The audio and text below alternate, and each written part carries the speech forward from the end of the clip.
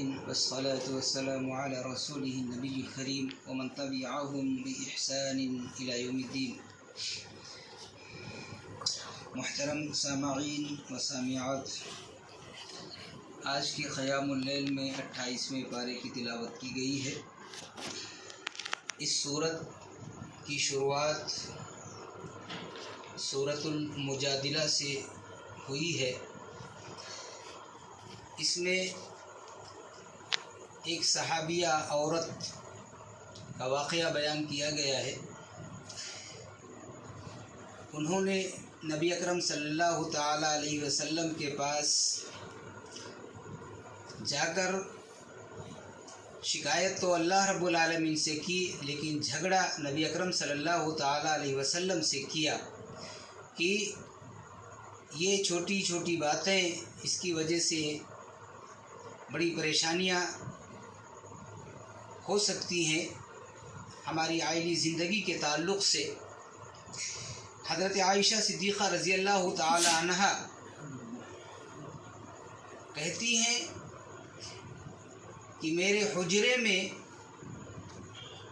یہ عورت آئی، نبی اکرم صلی اللہ تعالی علیہ وسلم سے بات کیا. مجھے ان کی باتوں کا پتہ نہیں چلا، لیکن اللہ رب العالمین نے عرش پر بیٹھے ہوئے ان کی باتوں کو سنا اور روح الامین کے ذریعہ، جبریل امین کے ذریعہ یہ پیغام قرآن کی شکل میں بھیج دیا. یہاں ایک بات اور قابل غور ہے کہ صحابہ اور صحابیات کا ایمان بڑا مضبوط تھا، عقیدہ بڑا مضبوط تھا. اور اس واقعے میں بھی آپ دیکھیں گے کہ اس صحابیہ عورت نے اللہ رب العالمین پر بھروسہ کرتے ہوئے اللہ سے شکایت کی اور اللہ رب العالمین نے ان کی تسلی کے لیے قرآن کی آیتیں نازل کر دی. وہ صحابیہ عورت خولہ بنت ثعلبہ ہیں، جن کے تعلق سے شاید یہ واقعہ آپ لوگوں کو معلوم ہو. اس زمانے کے اندر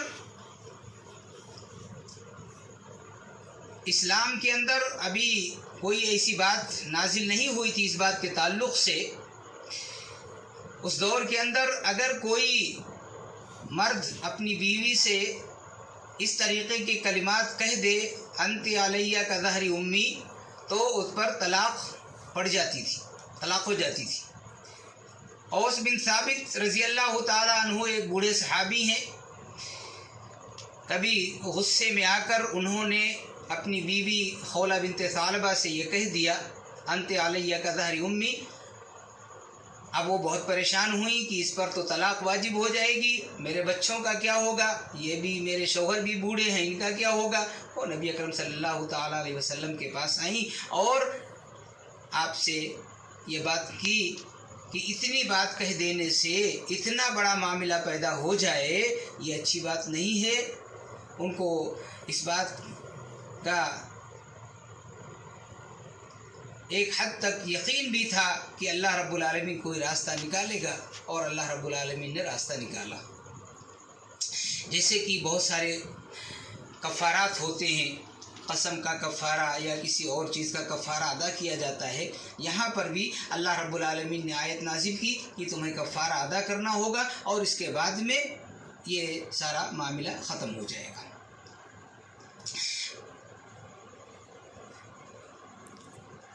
نبی اکرم صلی اللہ تعالی علیہ وسلم نے جب قرآن کی آیت نازل ہوئی تو اوس بن ثابت کو بلایا اور ان سے کہا کہ دیکھو تمہیں یہ کفارہ دینا ہوگا، تم نے ایسی بات کہہ دی ہے، زبان سے نکال دی ہے، تو اس دور کے مطابق، اس رواج کے مطابق تو طلاق ہو جاتی ہے، لیکن اللہ رب العالمین نے ایک راستہ نکالا ہے اور اللہ رب العالمین نے شریعت کا حکم نازل کیا. یہ شریعت کا حکم ہے. یہ تو ابھی چل رہا تھا ایک کہ مدینہ کے اندر یہ رسم ہے، یہ رواج ہے، اس طریقے سے چلتا ہے، لیکن اللہ رب العالمین نے اب شریعت کا حکم نازل کر دیا ہے. تو اس شریعت کے حکم کے مطابق سب سے پہلے آپ کو ایک غلام آزاد کرنا ہے. اگر آپ غلام آزاد کرتے, آپ نے غلطی کی تو اس غلطی کا کفارہ یہ ہے کہ آپ ایک غلام آزاد کریں.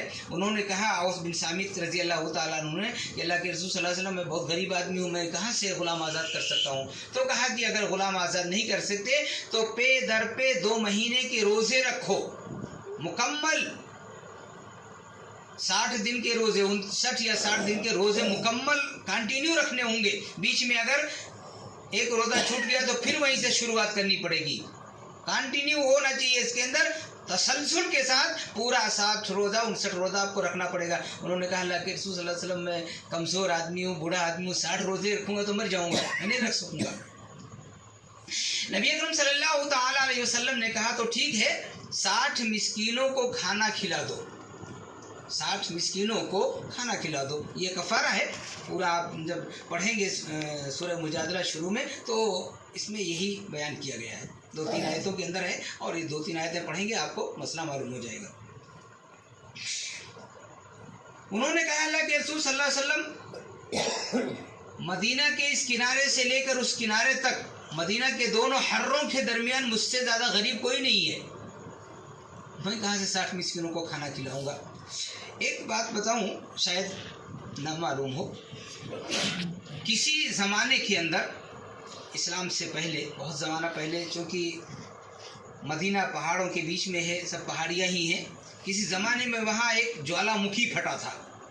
جوالا مکھی جب پھٹتا ہے تو اس کی گرمی اور تیزی سے لاوا بہت اوپر تک جاتا ہے, اور پھر جب لاوا اوپر سے نیچے آتا ہے تو ایسے بکھر جاتا ہے, بغیر اپ ڈاؤن ایسے رہتا, نیچے اوپر کوئی اس کا برابر نہیں ہوتا ہے, جہاں کہیں نیچا ہے کہیں اونچا ہے, اس طریقے سے کہ راستہ چلنا مشکل ہو جائے, اب آدمی راستہ نہ چل سکے, اس طریقے سے وہاں پر وہ بن جاتا ہے. وہ لاوا گرتا ہے, جیسا گرتا ہے کم گرتا ہے, جگہ نیچی ہو جاتی ہے, زیادہ گرتا ہے اونچی ہو, اس طریقے سے وہاں پر کسی زمانے کے اندر ایک پہاڑ جوالا مکھی پھٹا تھا. تو مدینہ کے 2 طرف تو اس طریقے سے معاملہ ہو گیا تھا, ایک طرف کھجوروں کا باغ تھا, 3 طرف سے مدینہ بہت محفوظ تھا, ڈھکا ہوا تھا. تو حرہ اسی کو کہتے ہیں, وہی جو جوالا مکھی پھٹا تھا, اور اس طریقے سے آگ بن گئے تھے.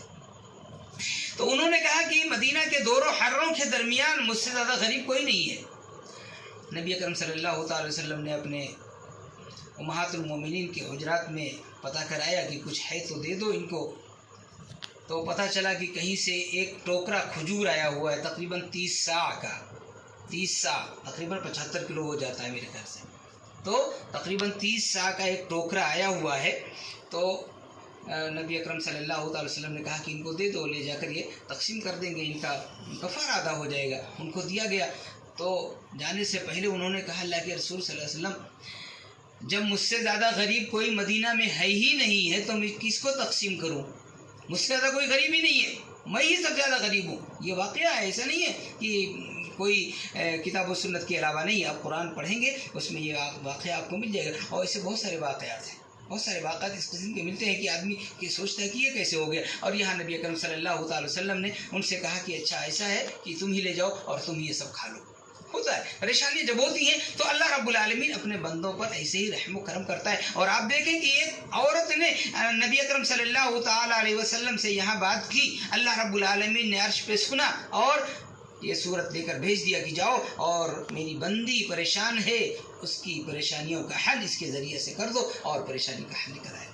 تو وہ دور تھا, اللہ رب العالمین قرآن کی آیتوں کے ذریعے حل نکال دیا کرتا تھا. آج تو خیر وہ دور نہیں ہے, لیکن اللہ رب العالمین ہر دور کے اندر اپنے بندوں پر رحم کرتا ہے, ہم پر اور آپ پر, ہر کسی پر وہ رحم کرتا ہے. بس یہ شرط یہی ہے کہ جس طریقے سے انہوں نے ایمان کے ساتھ اللہ رب العالمین کو پکارا, اللہ سے شکایت کی, نبی اکرم صلی اللہ تعالی وسلم کے پاس آئیں. ہم تو نبی کے پاس نہیں جا سکتے, شکایت کر سکتے ہیں اللہ سے, لیکن نبی کے پاس نہیں جا سکتے اس لیے کہ نبی نہیں ہے. لیکن نبی کے فرامین کے مطابق چل کر کوئی عمل کر سکتے ہیں. نبی کے پاس نہیں جا سکتے لیکن نبی کی تعمیل کر سکتے ہیں, ان کے حکم کی تعمیل کرتے ہوئے کوئی ایسا عمل کرے کہ یہ پریشانی ہم کو ہے تو اس پریشانی کا حل نبی نے بتایا ہے کہ یہ اس پریشانی کو دور کرنا ہے تو یہ کام کرو. ہم نبی کے فرمان کے مطابق وہ کام کریں گے تو اللہ رب العالمین ضرور ہماری پریشانیوں کو دیکھے گا, سنے گا اور ہماری پریشانیوں کو دور کر دے گا. اور اللہ چاہتا بھی یہی ہے, اور اللہ بار بار کہتا بھی ہے, اور یہی ہے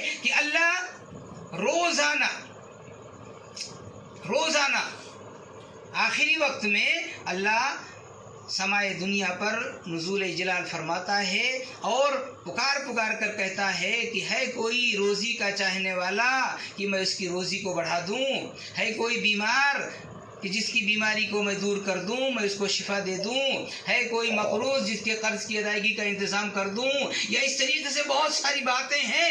نبی اکرم صلی اللہ تعالی وسلم نے لمبی چوڑی روایتیں دیکھ سکتے ہیں۔ ہر صبح آخری وقت میں اللہ رب العالمین سمائے دنیا پر نزول جلال فرماتا ہے اور اس طریقے کے آواز لگاتا ہے۔ جو اس وقت تہجد پڑھتے ہوتے ہیں ان کی دعائیں اللہ سن لیتا ہے، فجر کی نماز میں جو آتے ہیں ان کی دعائیں بھی اللہ سن لیتا ہے۔ یہ ہے اس طریقے سے اللہ رب العالمین کا فرمان بھی ہے، اور نبی اکرم صلی اللہ علیہ وسلم نے اس کا جو طریقہ بتایا ہے، اس اللہ کے فرمان کو اس کے نبی اکرم صلی اللہ علیہ وسلم کے بتائے ہوئے طریقے پر جب ہم کرتے ہیں تو اللہ خوش ہوتا ہے اور ہماری پریشانیوں کو دور کرتا ہے۔ اللہ ہم سب پر اپنا رحم و کرم نازل فرمائے۔ اللہ ہم تمام مسلمان مرد و خواتین کو قرآن و حدیث کو سمجھنے اور اس کے مطابق عمل کرنے کی توفیق عطا فرمائے۔ رب العالمین تو اپنے رحم و کرم سے ہم سب کی غلطیوں کو معاف فرما۔ رب العالمین تو اپنے رحم و کرم سے ہم سب کی نیکیوں کو قبول فرما۔ رب العالمین تو اپنے رحم و کرم سے ہم سب کی نمازوں کو قبول فرما۔ مولا تو اپنے رحم و کرم سے ہم سب کے روزوں کو قبول فرما۔ الہ العالمین تو اپنے رحم و کرم سے ہم سب کے قیام اللیل کو قبول فرما۔ رب العالمین تو اپنے رحم و کرم سے ہم سب کے یہاں بیٹھنے کو قبول فرما۔ رب العالمین جو ہم میں سے غریب اور محتاج ہے، مولا تو اپنے رحم و کرم سے ان سب کی غریبی اور محتاجی کو دور فرما۔ مولا جو پریشان حال ہیں، رب العالمین تو اپنے رحم و کرم سے ان سب کی پریشانیوں کو دور کر دے۔ الہ العالمین جو بیمار ہیں، مولا کریم تو اپنے رحم و کرم سے ان سب کو شفاء کاملہ و عاجلہ نصیب فرما۔ رب العالمین تو ہم سب کے دلوں میں اپنی اور اپنے رسول کی محبت کو پیدا کر۔ مولا ہم سب کے دلوں میں قرآن اور حدیث کی محبت کو پیدا کر۔ رب ذوالجلال والاکرام تو ہم سب کے دلوں میں اپنے بھائیوں کے لیے محبت پیدا کر۔ رب العالمین تو ہم سب کے دلوں میں اسلام اور مسلمانوں کے لیے محبت پیدا کر۔ رب ذوالجلال والاکرام تو اپنے رحم و کرم سے ہم سب کے دلوں سے بغض، حسد، کینہ، کپٹ جیسی برائیوں کو دور کر دے۔ اللہ ہم سب کو ایک کر دے، مولا ہم سب کو نیک کر دے۔ رب العالمین ہم سب کو مل جل کر پیار و محبت کے ساتھ رہنے والا بنا دے۔ آمین یا رب العالمین۔ السلام علیکم ورحمۃ اللہ وبرکاتہ۔